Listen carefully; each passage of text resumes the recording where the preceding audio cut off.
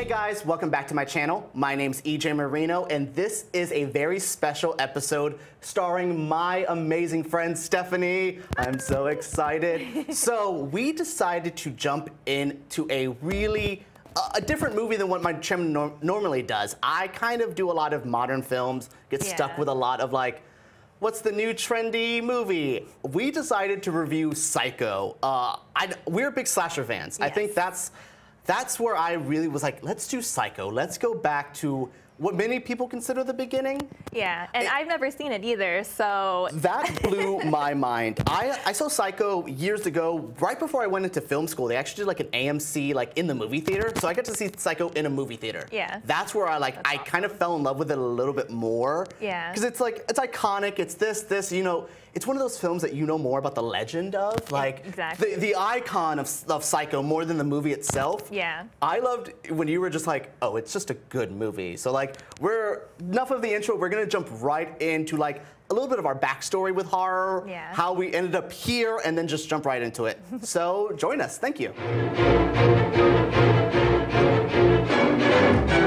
So what I really enjoyed about this is you kind of I liked horror movies before I met you. I think I saw Scream as one of my first movies in movie theaters. Yeah. But you introduced me to a whole world of horror that I did not know exist. I think I credit Audition as the first movie. You were like, you should watch this. And I'm like, okay, I'll check it. And then was like texted you like, why did you make me do that? Or Martyrs. Martyrs. Did I introduce that to you? Or yeah, I think what I like about Martyrs is we found it together. Oh, okay. Kind of, it came like a couple months after like we started meeting, and like around that time, or at least it was like an older one that like just got the name. Yeah. So you introduced me to a lot of the weirder side, and I kind of was like, so you've seen like the classics. You've seen Nightmare on Elm Street, Halloween, Friday the 13th, but you've never seen Psycho. No, and like I don't even know why. I think the oldest film I've seen maybe, which is embarrassing, is maybe The Fly, and that was like 2 years ago, but I just really like the idea of that movie and the plot. So it was on Netflix, so I was like, why not? But I really haven't seen any black and white films, which after this, I really want to go back and just... Black and white is a whole world of horror that's gonna be like, I really want you to go back to like the Universal horror monsters. Like, you would love, like, I don't love a lot of older horror. It kind of goes hit or miss with what it really wants to be. Yeah. But like Bride of Frankenstein, I mean, inspired my first short film I made. Like that was my movie. And it kind of like dips out because like 1950s is all like giant monsters. Yeah. It's all like the giant ants one, I think it's called Them. Yeah. Well, also the Kaiju films are really awesome. Like, I mean, not same. Well, is it the same era, or maybe? Well, yeah. Like Godzilla came out the same time as like Them, the giant ant movie, but like different ball games of movies there. So like, actually, I have seen another one. That was Godzilla, but that's the only. Those are the two only other movies I've seen black and white, other than Psycho. It's cool that Psycho kind of like broke that seal for you, because like your bar is going to be high though. I know, like, it always is, and it's kind of like like you always sort of start off at the top of something. I think our age, we have that problem where like, well, kind of why you didn't see Psycho is like it's in our lexicon. It's been homaged so many times, so many references, so much like we're Jamie Lee Curtis fans. Exactly. Just think of like the movie that her mom starred in. It's just weird. So like, I can see why it's skipped. I can see why it's looked over, but no, like, look at this. Like, watch this movie, because like your feelings on this, we haven't really even talked about it much, and I think that's interesting. Like, we've kind of briefly but I can't wait to see like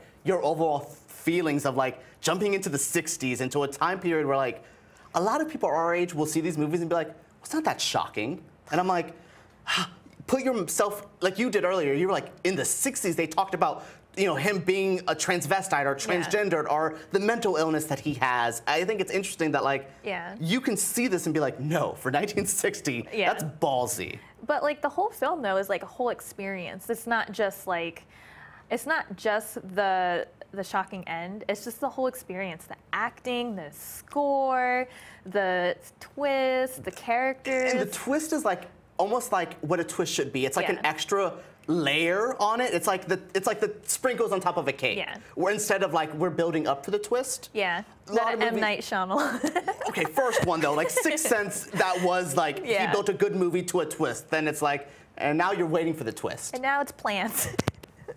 Where though, I don't know if you saw Split a couple years ago with M. Night, but that doesn't have a major twist to it. Like, but I kept, once again, you get spoiled with movies like Psycho or other M. Night where you're like, okay, now where is the twist? Yeah. Where this movie, if you really didn't know the full extent to the twist or like how it ends. Oh yeah, by the way, spoiler alert for a movie that came out in the 60s, you will get spoiled. You will get people like, you spoiled Psycho for me. And I'm like, you've watched other movies. Yeah. Psycho's been spoiled for you many a times, but. And even like, I've seen imagery from like obviously Instagram and stuff like that. I've seen the mom carcass and everything before, but I never knew what it was. Context. Like, you never knew the context of it. And like, I always think too, like, I think a lot of people think of the twist or Norman Bates, and there's so much more to the movie than Norman's character. Like, there's the money plot that we have a lot to talk about with that money. There's the money plot. There's the sister, the brother, the affair. Which, note about the boyfriend, Sam Loomis is his name. Oh, Do you know where that's from? That's Dr. Loomis's name. Yeah. Yep, Sam Loomis is the guy's name in this movie. I didn't know his name was Sam, though. Yep, it's Sam Loomis. And I was just like, shut up. And then the Janet Leigh connection, I'm like, as much as we credit Carpenter for making an original Halloween, the movie's just a giant homage to so many other movies. That's so awesome. A lot of people don't even know, like, Psycho came before. Like, no, Psycho came before, but it's considered a slasher. But Black Christmas, Nightmare, Texas Chainsaw Massacre are all before Halloween. Yeah, because those came out in the 70s. Like 74, I think Halloween's like 78. Yeah. And it's just interesting. And Psycho's like, this and Peeping Tom are credited as like the first slashers. Yeah. Peeping Tom gets it because the POV. They do a lot of POV shots. This is considered a slasher because like you get one killer and then an outfit. I don't want to like demean like the Norma character, but like he wears an outfit. As like Jason has the hockey mask. Freddy has his sweater and hat.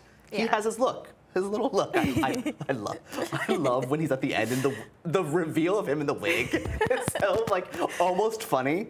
You know what? It actually, we were talking about this a little bit earlier, but it kind of reminds me of like in Sleepaway Camp when the big reveal comes out, but she looks like fucking crazy.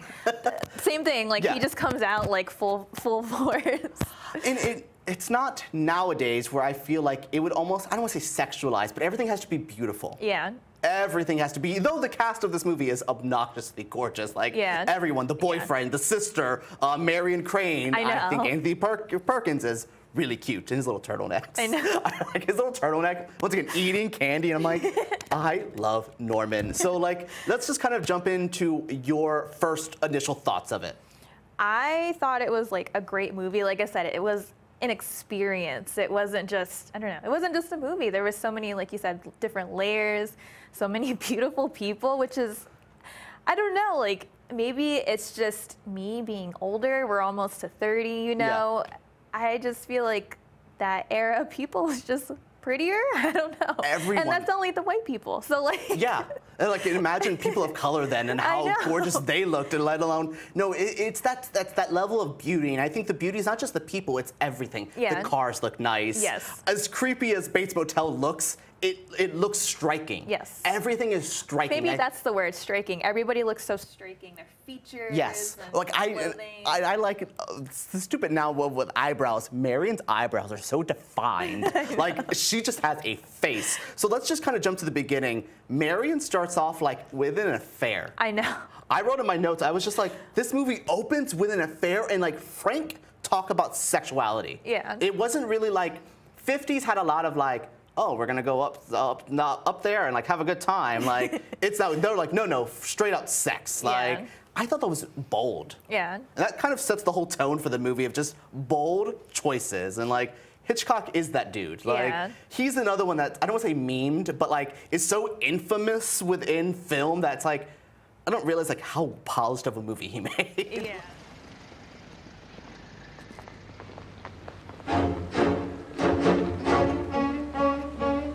Let's go into the money plot. So Marion is basically told to go to the bank, deposit this $40,000. 40 stacks. 40 stacks of cash. Like, I just. Well, that scene too in the beginning where that guy was flirting with her. And Marion is just like, I also like when she's kind of going over things in her head. And she's talking about, like, she hears that guy's voice and she's just like, yeah, like I screwed him over. Like, I love that.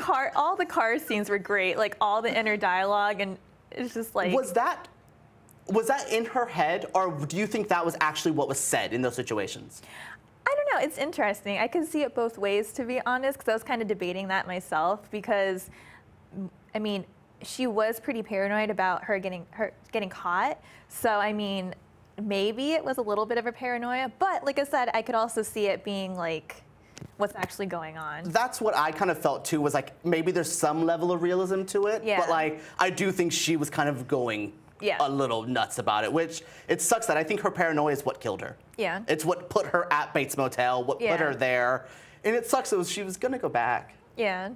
Was she? I think so. She said she wanted to go back and return it and all that, but... Yeah, but she also, like, in the beginning said she just wanted to get away and, like, wanted to run off with Mr. Sam Loomis and... Oh, she's so pretty. Like, I didn't notice it in the beginning, but, like, it was a scene where he's talking to her sister, and, like, he just has, like, I think I wrote, like, old school handsome. Yeah. Like, that old school man, like, that jaw, the hair. I liked his look. And, like, yeah, I think it's interesting that she kind of just wanted to escape with him, and I don't know, I thought, like, I wish she would have went to Sam. I guess, like, that would have never got the actual plot of the movie, but, like, if she just would have went to Sam, said, I have all this money, let's go. Yeah. Like, pay off your wife or whatever you're doing, let's go. Oh, what was, a side note, like, in the beginning, I actually thought when I started watching the movie, like, I saw the score and everything, and I was like, okay, I'm watching the right movie, but I don't know, it was kind of like, is this Psycho? Like, with the drama going on, like, the affair, I was like, wait a minute, this doesn't seem like a slasher movie. and I think that's what makes this such an interesting, I think to me, for real, the first slasher is Halloween, because it's the first movie to me use the term slasher as its thing, or like Black Christmas and all that. But this is like, to me, like put out the template. Yeah. It said this is what it should, you know, a crazy bold intro, all this, the twist, or not even the twist, the killing of Marion Crane 40 minutes in is things that they don't do nowadays. Yeah. Like, we were talking about it. I'm trying to think of movies like Scream is the most obvious homage to like killing off your big name. Yeah. But like Martyrs, that kills off a main character maybe, but no one does this. Yeah. Like, imagine going to see, you know, a movie like Mother. Jennifer Lawrence is in it, blah, blah, blah. Jennifer Lawrence would have died 30 minutes into that movie. I know. Everyone would have been like, what? Like, that just does not happen. Or we were just talking about this too, Hereditary.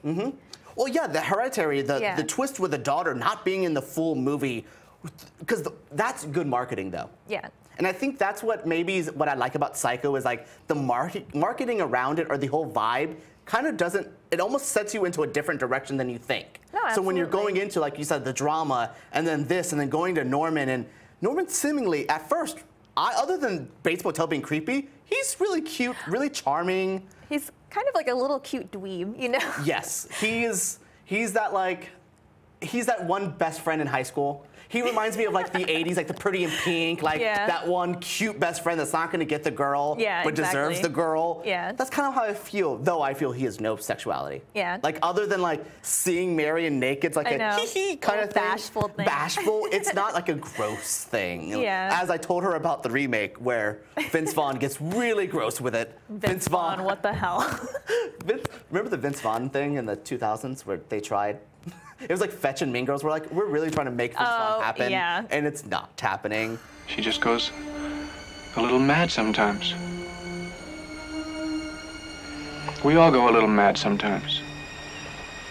Like, I really like that the whole time we're just, for me, I was just like, oh shit, what's gonna happen to that 40 stacks? Like, are they gonna get it? Is he gonna get it? What's gonna happen to it? And then it just means nothing. Yeah. And I think that's what's so, to me, almost maybe horrific, where it's like the thing that is the main driving force doesn't matter to Norman. He has no idea that they're all freaking out about money, because I don't think she ever mentions. No, not at all. He has no idea. And I thought he was gonna like maybe find out and then try. Yeah, when he like picked up the newspaper, I was gonna be like, oh, it falls out, and no, and that's what I love, that like Me too. he has his own plot. Yeah. Like, he's in his own world where everyone around him is freaking out. Though like Marion's sister and Sam are kind of just looking for her. Yeah. They don't really care about the money. Yeah. They're more like, concerned. Like, let's get this money so we cannot get her in trouble. Yeah. It's just interesting of like the idea that it's kind of like a look over here while you're not looking over here. That's what the money thing is, such a bold ass move. I loved that. That's one of the things that went in a lot of my notes, is being like, this money doesn't matter. Yeah. This money doesn't matter. I love that. And that kind of shows how routine this is for Norman, though. Like, I wrote in my notes, how many times do you think this has happened? I don't know. That's a good question. They do say at the end 2 girls are missing. Yeah. And I'm like, there has to be more than 2. Like. Well, yeah, because did they say how long the mom and the stepdad were? No, I don't really remember. And I also love that they thought that was a murder-suicide, and he ended up killing both of them. Yeah. Like, also, they don't. Does he kill his dad as well? I don't know. Because there was some weird family drama. We kind of talked about like a almost incest route with Hereditary. Yeah. This has a weird like. How much did Norma like mess with him? Yeah. I would love because Bates Motel doesn't really get into it. I really want a backstory of like, I mean, there is a creepy like sexual relationship, but like, since it's not in the same continuity, I want to know what happened to him as a kid. Like, where did we lead now? And I like that. I almost feel bad for him. Yeah. Which is hard to do for a killer that we see him kill multiple people. Like, it's not that we're like, well, you know. Well, I think I can understand like why you feel bad though, because he's kind of like stuck in little kid mode. Well, from what I see, and how we were talking about earlier, he's just like. Well, it's either little kid mode or it's mom. Yeah. It's either the mother or little boy Norman, and I can't fault either one of them. Yeah. Like I can fault Norma because she seemed to be a whack job, but like Norma inside Norman, I don't blame her for any. Like it's just it's a weird situation, and for a 1960s movie to have such a complex villain. Yeah. Or villain? Well, he's not. It's a debate. Is it his fault though? Like that he's crazy because people are just crazy. Yeah. You know. So. Well, it's how I feel about like in like a real life thing, like an Eileen Wuornos. She was tortured by men her whole life. Yeah. So to get to the point where she was there. Yeah. It's like yes, she did bad things, but you know, I think it's our weird justice system with like psychology and like you know mental illness, but this movie handles mental illness really well though. Like I love the psychiatrist at the end. It was just like. Look, let me tell you straight. Yeah. You guys aren't going to get this, but, like, he's gone. Yeah. Like, which was weird how he said there's only half of him. Yeah. How long is this? Like, I want to know the backstory of this. Like, this is like, I want to be a fly on the wall in the house of being like, what's happening? That would be cool if they had, like, a place or, like, a place where you could go where it was, like, a replica of that whole Bates Motel kind of idea. I think it used to be on the Universal lot. Oh, I think really? you could go visit the house. Oh, like cool. the house that's in the back, which I love that house. Like, I love the idea of the motel there, the house in the background. That reminded me of like old Frankenstein movies that like, or Rocky Horror Picture Show when they're like the house in the distance kind of thing. Like, I liked that. It was like a character almost. I was gonna say, I forgot to write it in my notes, but I was like thinking it the entire movie.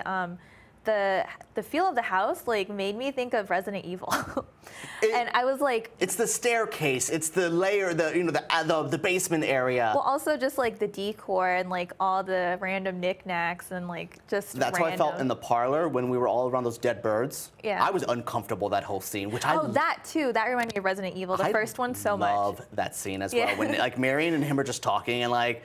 He has this moment where like his face drops. I know. He just switches up. Because I think she's talking about like, oh, if my mom would have talked to me the way she did, I would have freaked out. And he like, and that terrified me. Like, such great acting. Like, it's so sad that I guess our state of our film industry now, where we're like, acting. I know. It's good. Cinematography is good. The score, everything. The score. Like, we talked about, like, I love both separately. We watched this separately. Both instantly went to the Busta Rhymes song. I know. That was so wild, because I was like, because you were like, I'm thinking flip mode. And I'm like, fast rap. Oh, this is a Busta song. Yes. Like, and we just listened to it before. The whole song samples that. Yeah, the score, It's so crazy to, like, that how important the score is. And that guy did a lot of his movies. Like Bernard Herrmann, I think his name is. He did a lot, which ended up working with Tim Burton.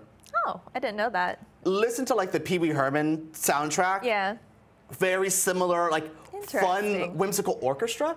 Interesting, which also works with both characters on that aspect. Yes.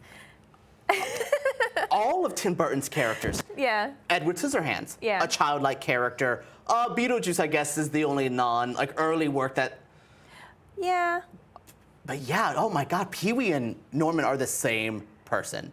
Like these overgrown child. I know. I mean, I was gonna say not as funny, but I mean, maybe I think Norman had a fun humor to him. Like, he was kind of sassy. I just like how he answered a lot of people. I loved him. Like, I know Anthony Perkins is gay in real life, but like, he had a sass to him that I'm like, I like you. Like, I just liked living in this world. As you said, it was an experience. I liked being in the psycho world. Like, I was into like, because as soon as Marion dies, I thought the movie was gonna like dramatically come to a halt. Me too. I was just like, oh, great. And the movie's over. Like, yay, cool, great, like great 40 minutes.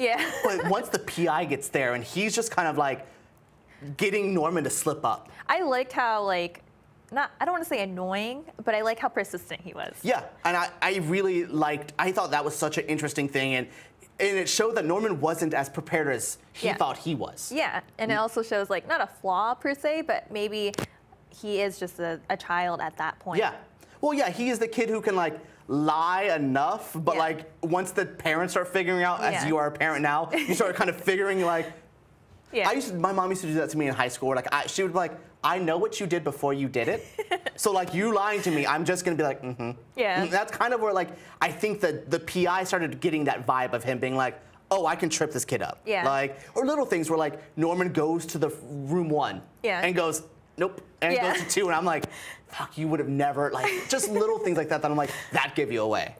I really, just so much about this that I'm like, I get gleeful talking about this, like, a good horror movie where like, not to bash the current state, I don't want to be that guy as well. They're like, horror movies were better back in my day kind of thing, but like, they're still great movies now, but like, just something this seamless and this polished, it's definitely an early 60s thing where like movies were movies. Absolutely, and I can see like why it's so influential.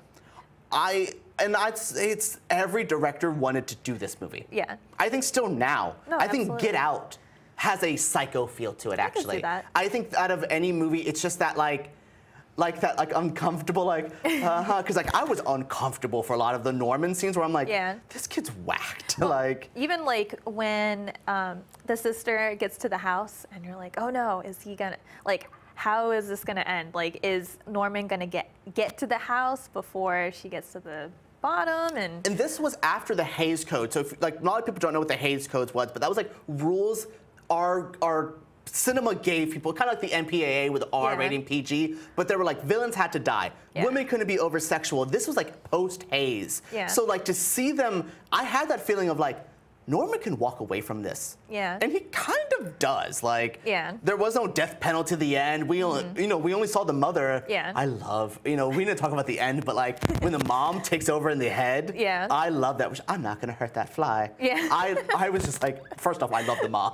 Like, I was just like, can I have a sequel where like it's just you as whacked out mom? Like, kind of what Sleepaway Camp did. Like, I really wanted a Sleepaway Camp sequel to this where it's just like fun and Norman. Maybe it is. Maybe we should go one day like try to watch Psycho 2 and be like, this is disappointing, but more Norman is probably more fun.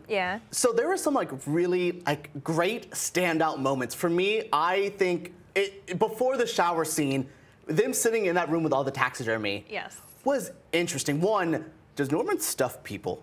That's what I thought, like, that I thought his mom was gonna be stuffed, to be honest. I think I don't know, because like she's preserved nicely. I mean, she's obviously decayed carcass, but like she's preserved enough. I know. Where I'm like, I would have loved if like we would have went to the basement and seen like the 2 girls that we're talking about being missing. Or I am curious because like I also like when he was like, I stuff things, and it's like he says it's so cute once again that I'm like, oh, and then you're like, oh, what do you stuff? Like, oh God, that's such a.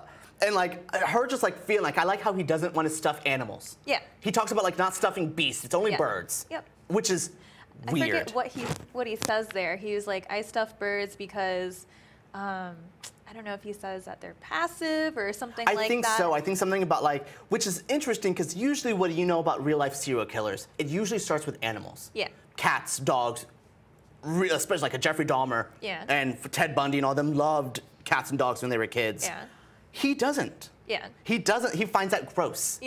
I think once again, it's that mother side of him coming out where it's like, that's gross. I'm only killing like Jason or Pamela Voorhees. We're like, because we were talking about like when Michael Myers kills dogs all the time. Jason doesn't kill dogs.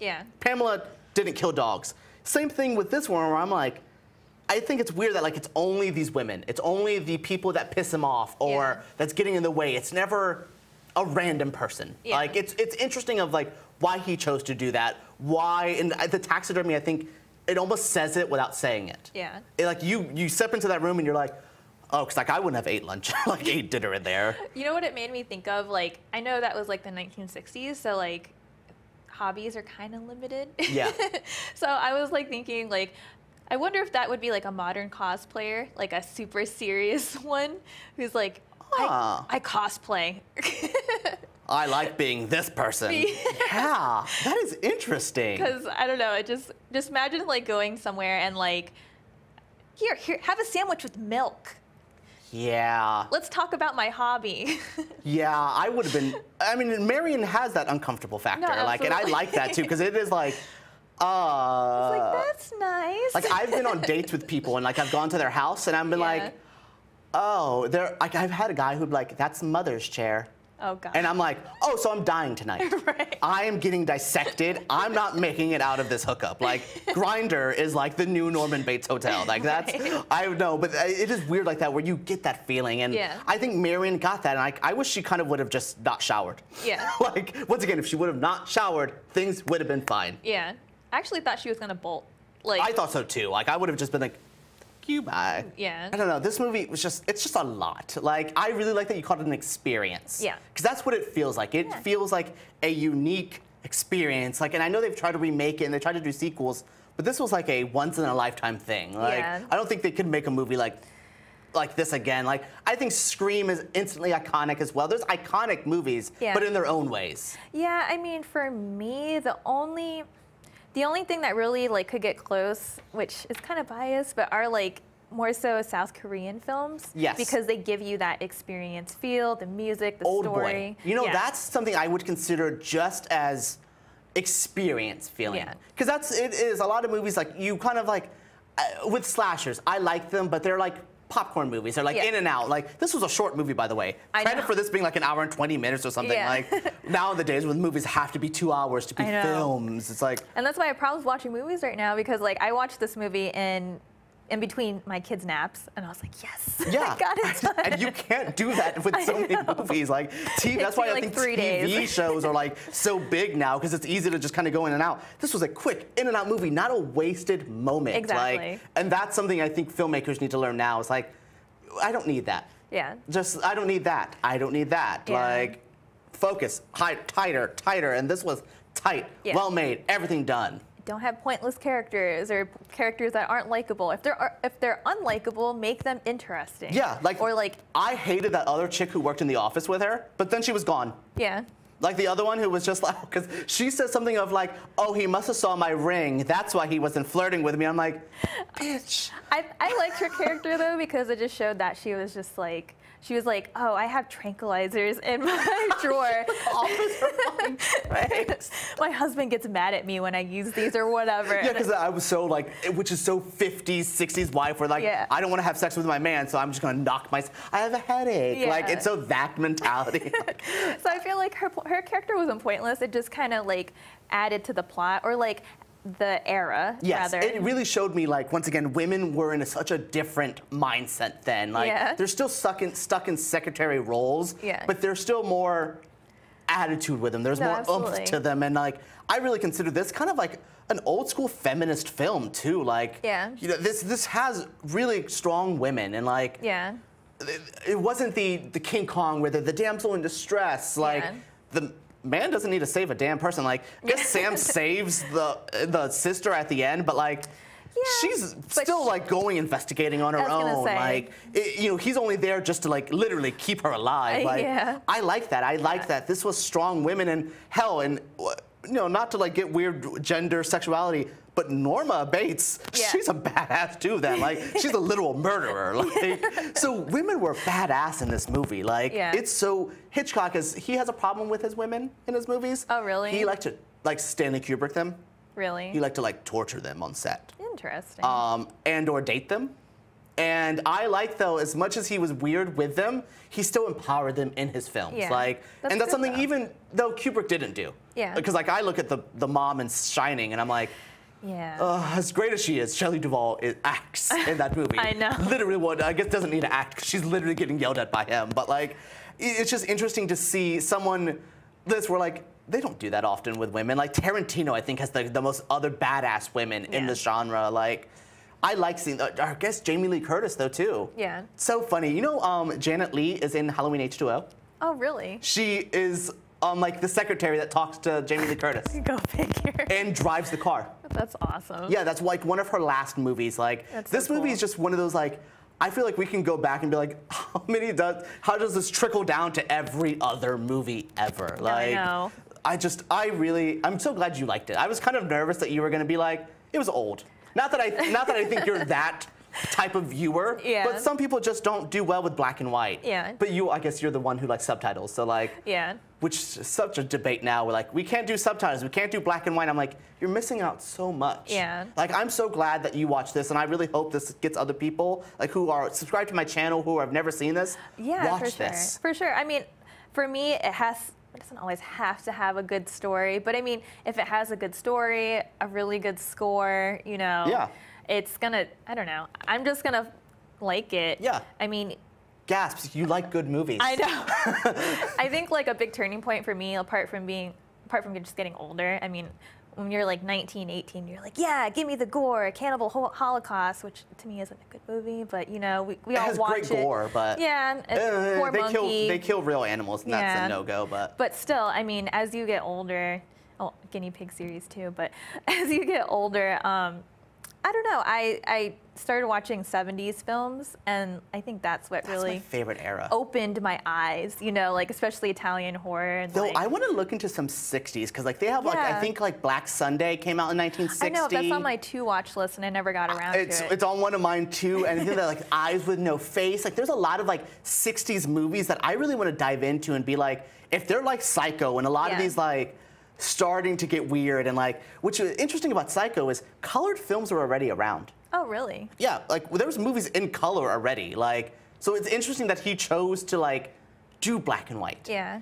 It chose, and I think it goes back to there's a movie, I think 68, Whatever Happened to Baby Jane. Mm-hmm. It's about like these two women who live together and like they're sisters and they're going nuts. And he said, I chose to do this movie in black and white because the story was too dark to do in beauty. That's kind of how I feel about this. Was like, if this was in color, I would have been even more distracted by how beautiful everyone was. Like, I think the black and white, though people look so gorgeous in black and white. Yeah. I think this really makes me want to journey back to the 60s. So like, if I can give this anything to people like watching, journey back to movies from the 60s. I don't care if you're like a millennial, you're 19, 16, 8, watch these movies. Like, 8-year-olds watch Psycho. Though, this is a pretty light horror movie. No, like, absolutely. This is something I could show like a 10-year-old or 11-year-old and be like, this is like to get you into it. No, absolutely. I miss horror movies for kids or the era where like our parents would show us movies or we would find movies. It's the like early HBO era where we're like, that's how I first saw Pink Flamingos. Like